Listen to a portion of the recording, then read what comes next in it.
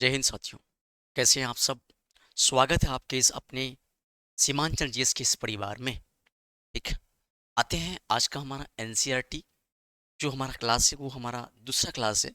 इसके बाद लोगों ने जो क्लास किया था फर्स्ट क्लास, उस फर्स्ट क्लास में हमने सारे के सारे पॉइंट एनसीईआरटी का जो क्लास 6 का हमारा है वो हमने कर चुका था।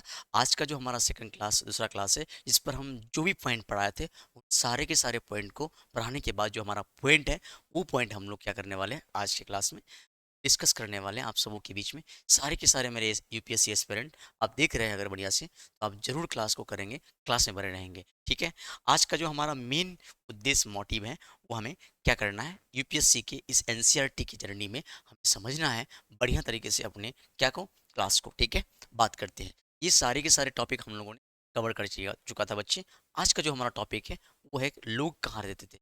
लोग कहाँ रहते थे, लोगों की बात करेंगे तो लोग मानचित्र के माध्यम से हम समझते हैं कि नर्मदा नदी हुआ करता था। उस नर्मदा नदी के किनारे में लोग कई लाख वर्ष पहले, कौन नदी बाबू? नर्मदा नदी। और इस नर्मदा नदी में 1 लाख नहीं, कई वर्ष पहले, कई लाख वर्ष पहले, कई लाख वर्ष पहले मानव इस नर्मदा नदी के किनारे, किसके किनारे? इस नर्मदा नदी के किनारे, तट में रहा करते थे। जब नर्मदा नदी के किनारे तट में रहा करते थे तो इनको भली भांति इस बात की जानकारी नहीं होती थी कि आसपास के एरिया क्या थे। लेकिन धीरे धीरे इन्होंने इस बारे में जानकारी इकट्ठा किया। इन्होंने इस चीज को परिचित कराया कि जो हमारे इर्द गिर्द की एरिया है जिसको जंगल बोलते हैं, जंगली जो चीजें हैं उन चीजों के बारे में पता किया। क्योंकि भाई नदी के किनारे रहेंगे तो जाहिर सी बात है वहाँ जंगल रहेंगे। अब उन जंगलों से ये परिचित नहीं थे तो धीरे धीरे इन लोगों ने पहले जंगलों से परिचित करना शुरू किया। लेकिन परिचित तो एक बार तो नहीं होगा ना, इनकी ज़रूरतें होने लगी पहले। अब ज़रूरत में इन्होंने एक वर्ड इस्तेमाल किया जिस वर्ड का नाम है कुशल संग्राहक। कुशल संग्राहक वर्ड का इन्होंने इस्तेमाल किया। और ये कुशल संग्राहक वर्ड का जब इन्होंने इस्तेमाल किया, इस कुशल संग्राहक वर्ड का मतलब होता है किसी मानव या किसी उपकरण के माध्यम से, किसी भी चीज़ के माध्यम से, किसी भी ऐसे खाने की वस्तु या कोई भी चीज़ जिसको हम संग्रह करते हैं, इकट्ठा करते हैं, एक जगह उसको लाके रखते हैं। तो मानव अपने आप को पहले कुशल संग्राहक बनाया। मानव ने अपने आप को पहले उस लायक बनाया जिस लायक उनको अपने आप में करना चाहिए। जैसे कि उन्होंने अपने आप को पहले तैयार किया कि हमें अपने खान-पान में क्या ऐसा चीज़ खाना है जो हमारे लिए काफ़ी ज़्यादा हेल्पफुल फुल रहे, जो हमारे लिए मददगार रहे। तो मददगार के लिए इन्होंने क्या किया बच्चे, सबसे पहले इन्होंने अपने आसपास के एरिया को जानना शुरू किया। जब इन्होंने आसपास के एरिया को परिचित होना शुरू किया, जानना शुरू किया, जब ये जान गया तो इन्होंने यहाँ के एरिया में, आसपास के एरिया में इन्होंने फलों को तोड़ना शुरू किया, जड़ों को तोड़ना शुरू किया। अन्य उत्पादों में जितने सारे उत्पाद होते थे उन सारे के सारे उत्पादों को इन्होंने क्या करना शुरू किया, तोड़ना शुरू किया। फिर इनको इन्होंने संग्रह करना शुरू किया। जब इनको इन्होंने संग्रह करना शुरू किया तो इस संग्रह से इनके जीवन की सबसे बड़ी मेन उद्देश्य क्या बच्चे, जीवन को सही तरह से जीना, जीवन को एक तरह से आरामदायक में जीना। आइए सारी बातें आपके इस किस में लिखा हुआ बच्चे, इस लिखावट में, कि मानव पहले नर्मदा नदी के किनारे रहा करते थे और कई लाख वर्ष पहले लोग नदी के तट पर रहते थे। और जब रहा करते थे, जब रहे बच्चे, तो यहाँ सबसे पहले उन्होंने, आरंभिक लोगों ने जो सबसे पहले कुशल संग्राहक किया करते थे। कौन संग्राहक? कुशल संग्राहक। मानव शुरुआत में कैसे थे? तो कुशल संग्राहक थे। अभी कुशल संग्राहक मतलब कि ये आसपास के एरिया को पहले ये जाना, आसपास के एरिया से पहले ये जंगलों को अपने आप को परिचित कराया। और मानव काफ़ी ज़्यादा परिचित थे, विशाल संपदा से ये परिचित थे भी मानव। और जब मानव इस चीज़ से परिचित थे तो मानव ने अपने भोजन के लिए, किसके लिए? अपने खान पान के लिए इन्होंने सबसे पहले जड़ों को, फलों को, जंगलों को, अन्य उत्पादों को यहीं से संग्रह करना शुरू किया। कहाँ से? तो जंगल के विशाल संपदा से, जंगल की विशाल संपदा से मानव ने पहले जंगलों से अपने खान पान के लिए, अपने रोजी रोटी के लिए, सभी चीज़ों के लिए क्या करना शुरू किया? तो जंगलों को तोड़ना शुरू। ये सारे क्वेश्चन से आपके क्वेश्चन दिया हुआ है कि कई लाख वर्ष पहले लोग किस नदी के तट रहा करते थे? तो नर्मदा नदी के तट रहा करते थे। ये क्वेश्चन आपका हो गया। दूसरा क्वेश्चन, नदी नर्मदा के तट पर रहने वाले आरंभिक लोग कौन थे? तो वो कुशल संग्राहक लोग थे। लोग पहले कैसे हुआ करते थे? तो कुशल संग्राहक हुआ करते थे। इनका काम चीज़ों को इकट्ठा करना, अपने खान पान को बेहतर करना, उसके साथ साथ क्या करना? शिकार करना, जानवरों का शिकार करना, साथ साथ अपने फल, अपने लिए फलों को तोड़ना, जड़ों को तोड़ना, खाना, उसको एक तरह से अपने लिए भोजन के रूप में इस्तेमाल करना। संग्राहक अपना भोजन कहाँ से किया करते थे? तो जंगलों से किया करते थे। संग्राहक लोग अपने भोजन कहाँ से किया करते थे? जंगलों से किया करते थे। अब उसके बाद की हम बात करेंगे, संग्राहक जो लोग होते थे वो भोजन में क्या-क्या इकट्ठा करते थे। तो उनका काम होता था जड़ों को इकट्ठा करना, फलों को इकट्ठा करना, अन्य उत्पादों को, वनों को इकट्ठा करना, इनका काम होता था। मेरे प्यारे-प्यारे बच्चे, आपको समझ में आ रहा है कि नहीं आ रहा है? बराबर समझ में आ रहा है? उसके बाद आरंभिक लोग भोजन के लिए क्या-क्या करते थे? तो आरंभिक लोग भोजन के लिए जानवरों का शिकार किया करते थे आखेट के रूप में। जानवरों को शिकार करते थे। आखेट का मतलब शिकार करना भी होता है और शिकार का मतलब भी शिकार करना होता है, ठीक है? तो वो लोग शिकार किया करते थे किस रूप में? तो एक तरह से आखेट के रूप में, ठीक है? आखेट किया करते थे जानवरों का। इसके बाद की हम बात करेंगे, तो ये समझते हैं हम लोग इस बात को कि मानव जो रहा करते थे नर्मदा नदी के कहाँ? भारत के मानचित्र में आपको दिख रहा है, ये है नर्मदा नदी। इस नर्मदा नदी के किनारे मानव रहा करते थे। अब ये नर्मदा नदी जो है बच्चे, इस नर्मदा नदी में अगर हम बात करें तो मानव कुशल संग्राहक के तौर पर अपने आप को तैयार किया। ये कुशल संग्राहक का मतलब क्या होता है? किसी ऐसे व्यक्ति के बारे में, किसी ऐसे उपकरण के बारे में, किसी ऐसे व्यक्ति या किसी ऐसे उपकरण या ऐसे तंत्र जो बहुत ही दक्षता या बहुत ही प्रभावशीलता के साथ किसी भी चीज़ को संग्रहित या इकट्ठा करता है, उसको हम लोग कुशल संग्राहक बोलते हैं। इकट्ठा करना, उसको रखना। अब बात करते हैं मानव जो होते थे, वो उत्तर पश्चिम इलाके में सुलेमान और किरथर पहाड़ियाँ हुआ करता था। भारत के उत्तर और पश्चिम, भारत के उत्तर पश्चिम कहाँ है बाबू? भारत के उत्तर पश्चिम, भारत का ये पश्चिमी इलाका है और ये उत्तरी इलाका है। भारत के उत्तरी इलाका में और पश्चिमी इलाका में यहाँ एक पहाड़ियाँ हैं, एक नहीं दो पहाड़ियाँ हैं, एक किरथर पहाड़ियाँ, एक सुलेमान पहाड़ियाँ। इस सुलेमान पहाड़ियाँ और किरथर पहाड़ियाँ के बीच सबसे पहले मानवों ने जौ और गेहूँ, गेहूँ और जौ की खेती सबसे पहले मानवों ने शुरुआत किया था। तो कहाँ से शुरुआत किया था? किरथर और सुलेमान पहाड़ियों से। बात समझ में आ रही है बच्चे? कौन? स्त्री और पुरुष सबसे पहले गेहूं और जौ की जैसी फसलों को उपजाना शुरू किया। उसके बाद मानव ने धीरे धीरे बकरियों को, भेड़ को अपना पालतू क्या बनाया? पशु बनाया। गाय को, बैल को, पशुओं में बकरी को, भेड़ को, इन सब को उन्होंने क्या बनाया? पशुओं को पालतू बनाना शुरू किया मानव ने। उसके बाद मानव को धीरे धीरे गांव की तरफ रुख होना शुरू किया। सबसे ज़्यादा मानव उस टाइम में गांव में रहा करते थे, गांव में सबसे ज़्यादा बसे थे। तो लोग पहले कहाँ रहा करते थे? तो गांव में रहा करते थे। अगर हम बात करें तो उत्तर पूर्व में एक इलाका है गारो नाम का भारत का। भारत के उत्तर पूर्व और मध्य में विंध्य पहाड़ियाँ हैं। उस विंध्य पहाड़ियों में कौन सी पहाड़ी है? विंध्य पहाड़ी है। उस विंध्य पहाड़ी में क्या हुआ करता था? विंध्य पहाड़ी के बारे में पहले पता लगाओ। उस विंध्य पहाड़ी में भारत के मानचित्र में बात करें बच्चे, ऐसे क्षेत्र हैं जिसमें कृषि का सबसे पहले विकास हुआ। कृषि का विकास कहाँ पे हुआ? तो भारत की विंध्य पहाड़ी में। कहाँ पे? भारत की विंध्य पहाड़ी में हुआ, ठीक है। उसके बाद की हम बात करेंगे, सबसे पहले चावल की खेती विंध्य पहाड़ी से मिली। कृषि का कहने का मतलब चावल। अब ये चावल सबसे पहले अगर मिली, अगर साक्ष्य मिली तो वो कहाँ से मिली? विंध्य पहाड़ी से मिली। अब विंध्य पहाड़ी कहाँ? विंध्य पहाड़ी कहाँ बच्चे? तो भारत के उत्तर में स्थित है। कहाँ पे? भारत के उत्तर में। और भारत के उत्तर में अगर स्थित है बच्चे विंध्य पहाड़ी, तो भारत के उत्तर में विंध्य पहाड़ी अगर स्थित है तो इस विंध्य पहाड़ी, अच्छा विंध्य पहाड़ी मैं आप लोगों को दिखा देता हूँ। एक गारो पहाड़ी, एक विंध्य पहाड़ी। देखिए गारो पहाड़ी ये है, गारो पहाड़ी ये है और एक विंध्य पहाड़ी ये है। भारत के विंध्य पहाड़ी और गारो पहाड़ी के बीच में, विंध्य पहाड़ी और गारो पहाड़ी के बीच में कौन इलाका होते थे? तो यहाँ कृषि होते थे, कृषि इलाका। इस कृषि इलाका में मानव ने सबसे पहले चावल की खेती करना शुरू किया था। किसकी खेती करना शुरू किया था? चावल। सबसे पहले मानव ने चावल को उपजाया इस स्थान में, ठीक है। कौन कौन से पहाड़ी? तो मैंने आपको बता दिया यहाँ पे गारो पहाड़ी, ठीक है, और गारो पहाड़ियों के बाद विंध्य पहाड़ी। इन दोनों पहाड़ियों के बीच में मानव ने सबसे पहले कृषि खेती करना शुरू किया, ठीक है। अगर आपको समझ में नहीं आ रहा है तो मैं एक बार इसको जूम करके दिखाता हूँ कि विंध्य पहाड़ी और गारो पहाड़ी कहाँ पर है, ठीक है। विंध्य पहाड़ी और कौन पहाड़ी? गारो पहाड़ी, ठीक है। समझिए बाबू, देखिए ये आपकी गारो पहाड़ियाँ हैं, ये आपके गारो पहाड़ियाँ जो आपको दिख रहा होगा, और ये आपके हैं विंध्य पहाड़ी। विंध्य और गारो पहाड़ियों के बीचों बीच में, भारत के मध्य बीचों बीच में क्या हुआ करता था कि मानव यहाँ पर सबसे पहले कृषि को उपजाना शुरू किया। अब कृषि में सबसे पहले मानव ने क्या उपजाया? तो चावल की खेती को उपजाना शुरू किया। कौन सी खेती को? चावल की खेती को, ठीक है। बराबर समझ में आ रहा है आप सबको? आगे बढ़ते हैं। इसके बाद मानव की जो जिंदगी रही, मानव की जो जिंदगी रही बच्चे, वो किस रूप में, अच्छे और बुरे के तौर पर अगर देखा जाए तो मानव इसमें अगर बात करें तो अपने मानचित्र के माध्यम से आप देख सकते हैं, सिंधु एक नदी है, सिंधु नदी। कौन नदी? सिंधु नदी। सिंधु नदी और सहायक नदी, सिंधु नदी के साथ जितने सारे आसपास, सहायक नदी उसको बोलते हैं जो एक बड़ी नदी के साथ किसी छोटी नदी का मिलनसार होती है। तो जो सहायक नदी हुआ करते थे वो नदी के बारे में आप पता लगा सकते हैं। सहायक नदी किसको बोलते हैं? सहायक नदी उस नदी को बोलते हैं जो एक बड़ी नदी में जाके मिलती है। किसी बड़े नदी में जाकर के छोटी नदियाँ मिला करती हैं, उसको हम सहायक नदी बोलते हैं। तो ये सहायक नदी क्या होते थे बच्चे? लगभग 4700 वर्ष पूर्व की बात है। इन्हीं नदियों के किनारे कुछ लोग, आरंभिक लोग जो है रहा करते थे। जब रहा करते थे तो यहाँ नगर फले फूले, काफ़ी हद तक यहाँ नगर क्या हुए? फले फूले। जब नगर फले फूले तो लोगों को काफ़ी हद तक इस बात में समझ आ चुका था कि हमें अपनी ज़िंदगी को कैसे गुजर बसर करना है। उसके बाद मानव जब 4700 ईसा पूर्व के बीच में, जब मानव 4700 ईसा पूर्व वर्ष पहले जब मानव क्या करना शुरू किया, नदियों के किनारे शुरू करना शुरू किया, रहना शुरू किया, तो वो सहायक नदी के पास रहना शुरू किया। और जब सहायक नदी के पास रहना शुरू किया तो उनको धीरे धीरे इस बात का जानकारी हो गया था। किस बात की जानकारी? कि हमें समुद्री तट में कौन चीज़ों को किस रूप में अपनाना है, किस रूप में खाना है। इसके पास तो पानी की व्यवस्था तो अच्छे रूप में हो गया था, क्योंकि नदी के पास रहने का मतलब पानी का उपलब्धि होना।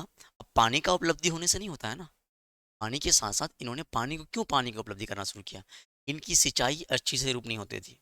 अब इनको तो कृषि के बारे में डायरेक्ट नॉलेज नहीं हुआ। कृषि के बारे में जब नॉलेज हुआ इनको, तो इस नॉलेज के बाद, क्योंकि नवपाषाण काल में ही कृषि के बारे में मानव को नॉलेज हुआ था ना, तो नवपाषाण काल में आते आते मानव को जब कृषि के बारे में नॉलेज हुआ, तो मानव ने इस चीज़ के जुगाड़ के लिए कि हमें जब खेती बाड़ी करना हो, कृषि करना हो, तो इस खेती बाड़ी करने के लिए, कृषि करने के लिए हमें जुगाड़ कहाँ से मिलेगा? तो देखिए नदियों के तट से। जब मानव नदियों के तट में, आरंभिक लोगों, जब मानव नदियों के तट में जब रहा सहायक नदी के पास, तो इसको काफ़ी ज़्यादा इस चीज़ में ज्ञान हो गया अपने रहन सहन के चीज़ों से, कि हमें क्या खाना है क्या नहीं। तो धीरे धीरे नगर बढ़ना शुरू हुआ। जब धीरे धीरे नगर बढ़ना शुरू हुआ तो इन नगरों में गंगा नदी और सहायक नदी हुआ करते थे। अब गंगा नदी और सहायक नदी के किनारे में जो समुद्र के जो तटवर्ती इलाके होते थे, उन तटवर्ती इलाके में वहां पर धीरे धीरे नगरों का विकास हुआ। 2500 वर्ष पूर्व ये बात हुआ। 2500 वर्ष पूर्व में नगरों का क्या हुआ? विकास हुआ। जब नगरों का विकास हुआ तो मानव गंगा और सहायक नदी से सोन नदी तक के बारे में आप सुन सकते हैं। सोन नदी के बारे में भी पता लग सकते हैं। एक गंगा नदी और एक कौन नदी? एक सहायक नदी। कौन नदी बाबू? गंगा नदी। आप ध्यान दीजिएगा गंगा नदी कहाँ पे है। गंगा नदी आपका यहाँ पर है, ठीक है। इस गंगा नदी आपका यहाँ पर है। गंगा नदी के बाद अगर हम बात करें तो सोन नदी। कौन नदी मेरे प्यारे बच्चे? सोन नदी। गंगा नदी और सोन नदी के पास जो है क्या करते थे मानव? मानव अपने आप को पूरे तरीके से नगरों में बसाना शुरू किया। किसने बसाना शुरू किया? नगरों में बसाना शुरू किया। जब मानव अपने आप को नगरों में बसाना शुरू किया, क्योंकि गंगा के दक्षिणी में इन नदियों के आसपास का क्षेत्र प्राचीन काल में मगध नाम से फेमस हुआ करता था, जो वर्तमान में अभी बिहार नाम से जाना जाता था। अब पहले की बात करेंगे तो गंगा के दक्षिणी इलाके में नदियों की जो बात है बच्चे, वो नदियों के आसपास का जो क्षेत्र हुआ करते थे प्राचीन काल में, वो गंगा के जो इलाके थे उसको हम महा मगध के नाम से जाने जाते थे पहले प्राचीन काल में। लेकिन एक समय आया, समय में अगर वर्तमान की बात करेंगे तो धीरे धीरे उस टाइम से वर्तमान में उसी का नाम आज क्या है? हमारा बिहार है। तो होता क्या था? देखिए यहाँ धीरे धीरे क्या हो रही है? नगरों की विकास हो रही है। नगर धीरे धीरे अपने आप में तब्दील हो रहे हैं। जब नगरों की विकास हुई तो नगरों में शासक लोग हुआ करते थे, और शासक लोग काफी शक्तिशाली होते थे, बहुत शक्तिशाली होते थे। उन्होंने एक विशाल राज्य की स्थापना किया। इसकी स्थापना किया? विशाल राज्य की स्थापना किया। अब जब विशाल राज्य की स्थापना किया तो उनकी जिंदगी में ये चीज पूरी तरीके से ये मन बन गया कि जैसी भी हो, जैसे भी हो, नगरों में तब्दील करने वाले जो भी लोग होते थे, जितने भी लोग आते थे नगर में, जो भी लोग नगरों में आया करते थे, इन्होंने धीरे धीरे राजाओं को जानना शुरू किया कि राजा क्या होते हैं। राजा का मेन जो मोटिव होता था शक्तिशाली साम्राज्य को बढ़ाना बनाना। जब धीरे धीरे नगर साम्राज्य में तब्दील हुए तो इस साम्राज्य के अंदर में एक राजा का जो पावर होते थे, जो शक्ति होते थे, वो काफ़ी ज़्यादा हुआ करता था। उसके बाद मानव ने धीरे धीरे राज्यों की स्थापना किया। यहीं से फिर मानव ने अपने आप को देश के अलग अलग हिस्सों में जितने भी क्षेत्र होते थे, उन क्षेत्रों को उन्होंने राज्य में स्थापना करना शुरू किया। अब जब उन राज्यों को जब स्थापना शुरू किया तो मानव को धीरे धीरे यहाँ पर नॉलेज के मकसद से उन्होंने अपने खान पान, उन्होंने अपने रहन सहन, उन्होंने अपने आप को एक तरह से गुजर बसर करने की सही रणनीति, सही ज्ञान लेना शुरू किया। उसके बाद धीरे धीरे राज्य में तब्दील हुए। राज्य से आज हम सब देख पा रहे हैं, सुन पा रहे हैं, जो भी हम लोग आज किताबों में पढ़ते हैं राजा महाराजाओं की कहानी, ये ऐसे यूं ही तब्दील नहीं हुआ। इसकी धीरे धीरे विकसित होना शुरू हुआ। तकनीक एक ऐसी इंसान की पावर शक्ति है जिसने इंसान को बहुत हद तक ऊपर ले गया। इंसान ने अपने तकनीक से, अपने सोच और विचार से अपने आप को बहुत अच्छी तरीके से बदला मनुष्य ने, ठीक है। उसके बाद लोगों ने हमेशा उपमहाद्वीप के एक हिस्से से दूसरे हिस्से तक यात्रा किया करते थे, हमेशा बच्चे। मानव जो है उपमहाद्वीप के अंदर में, उपमहाद्वीप से वहाँ कई देशों के समूह होते हैं और जिसमें चारों तरफ से पानी की पानी भंडार हो।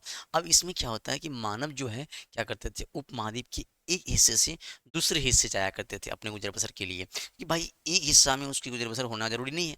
अब इस हिस्से में जब रहता है तो इस हिस्से में उसकी जो भी कमियां हैं, मान लीजिए खाया पिया, जो भी वहाँ कमी हुआ तो वहाँ रहेगा तो उसकी ज़िंदगी तो गुजर बसर नहीं होगा।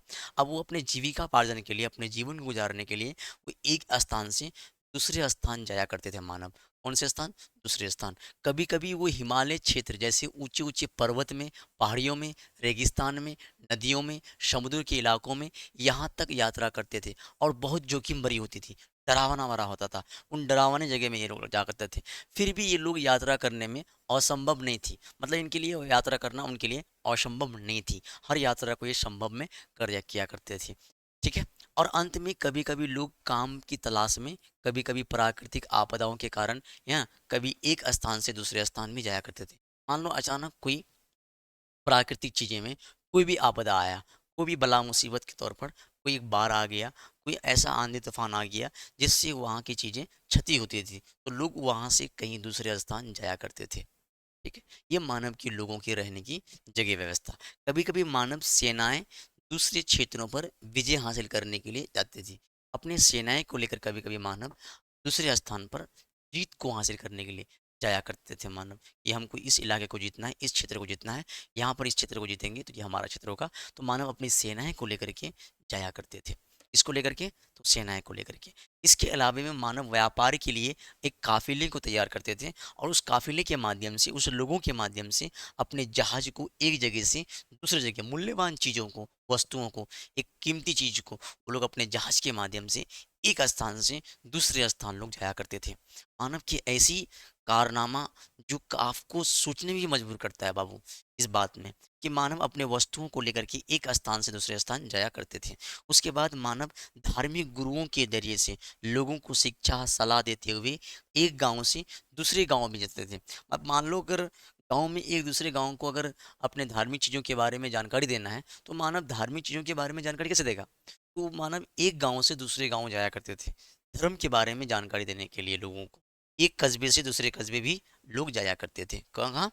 एक कस्बे से दूसरे कस्बे भी लोग जाया करते थे। कौन? मानव। बराबर समझ में आ रहा है? यहाँ तक कोई समस्या, कोई दिक्कत आप सबको? आगे बढ़ते हैं बाबू।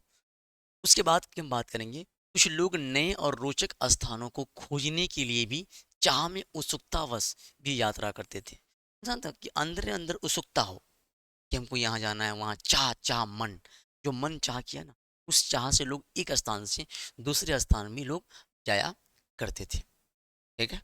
और उसके साथ साथ इन सब में जितने भी यात्रा होते थे वो लोग एक दूसरे के विचारों को भी जानने के लिए अवसर मिलते थे उनको। मान लीजिए अगर कहीं जा रहा है तो उनकी विचार, उनकी सोच, उनकी ढंग, उनकी रीति रिवाज को भी जानने का मौका मिलता था। लोग एक जगह से दूसरे जगह जाया करते थे इस तरह से मानव, ताकि उनकी विचार, उनकी सोच, उनकी कल्पना अपने तक हम जान सकें कि उनकी विचार कैसी है, उनकी विचारधारा क्या है, तभी आप जान पाएंगे। तो मानव क्या किए? मानव एक दूसरे विचारों को समझने के लिए भी अपना यात्रा किया करते थे।